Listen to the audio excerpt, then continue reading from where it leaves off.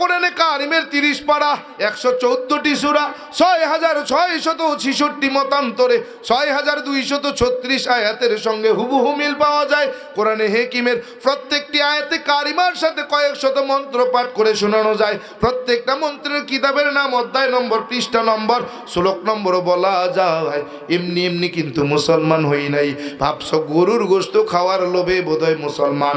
এরে মুসলমান না, না, গরুর গোশত খাওয়ার জন্য এখন মুসলমান হওয়ার প্রয়োজন হয় না। অনেক দাদা কাকা জেঠারা গোপনে গোপনে গরুর গোশত খায়। দাদারা কাকার আসেনি আশেপাশে?